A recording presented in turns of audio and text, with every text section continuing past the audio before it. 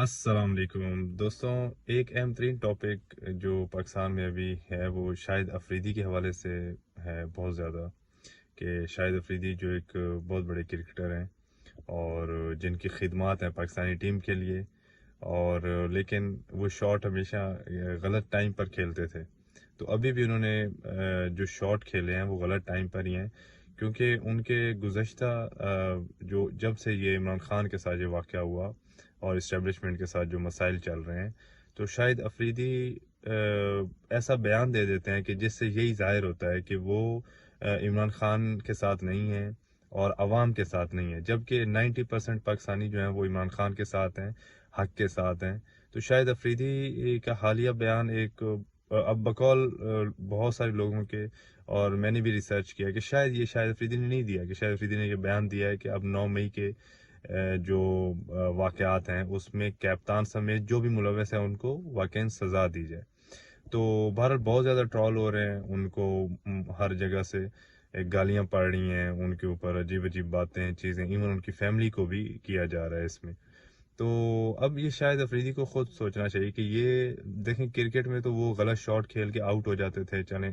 खैर कोई मसला नहीं, लेकिन यहाँ पर मसला बड़ा गंभीर है। यहाँ पर अब पाकिस्तानी अवाम जो है वो आज़ादी चाहते हैं, एक ऐसी यानी ग़ुलामी से, एक ऐसे जो ऊपर माफिया, एक ऐसा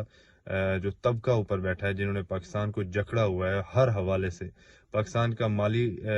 फाइनेंशियल डिफ़ॉल्ट भी हो चुका है, पाकिस्तान का अखलाकी ज़वाल भी हो चुका है, और उसके अलावा पाकिस्तान में, यानी आप दुनिया में देखें तो पाकिस्तान का कोई यानी वो एक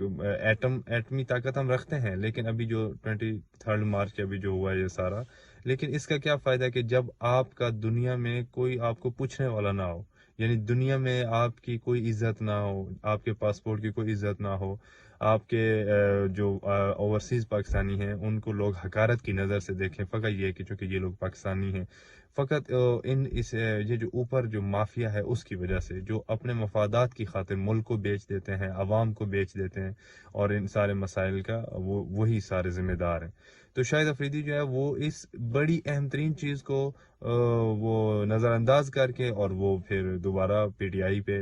इमरान खान पे हमला आवर हो जाते हैं। तो जिसकी वजह से अवाम तो शदीद मुतनफ़िर हो जाती है। कोई भी शख्स इमरान खान के मुकाबले में आता है, या कोई भी पार्टी आती है, तो देखें अवाम उसका क्या हशर करती है।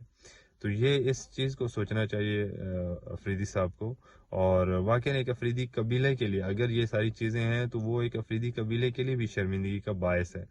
तो मेरे ख्याल में शायद अफरीदी साहब जो हैं वो इस चीज़ पे गौर व फिक्र करें, और उन्हें ये देखना चाहिए कि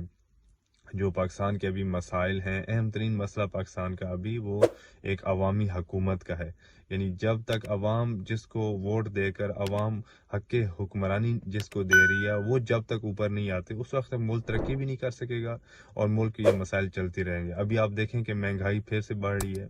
फिर वो सारी चीज़ें दोबारा हो रही हैं, क्योंकि वही टोला जो पहले आया था जिसने 1.5 साल में मुल्क का बेड़ा गर्क किया, उसी को दोबारा मुसल्लत किया है। तो फिर इस वजह से तो बहरहाल अब एक कप्तान दूसरे कप्तान, यानी शाहिद अफरीदी भी कप्तान ही रहे हैं, लेकिन शाहिद अफरीदी की वो वर्थ नहीं है जो इमरान खान की है।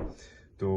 बहरहाल ये अफरीदी साहब को देखना चाहिए कि वो गलत टाइम पर शॉट ना खेलें। ये सियासत है, पॉलिटिक्स के ऐसे बयानात ना दें। अगर उन्हें कोई मिनिस्ट्री लेनी है, ज़ियारत अपनी वो वजारत लेनी है, तो वो ले सकते हैं, लेकिन वो ऐसे बयानात ना दें कि जिससे अवाम उनसे और मज़ीद मुतनफ़िर हो जाए। वस्सलाम वालेकुम रहमतुल्लाह।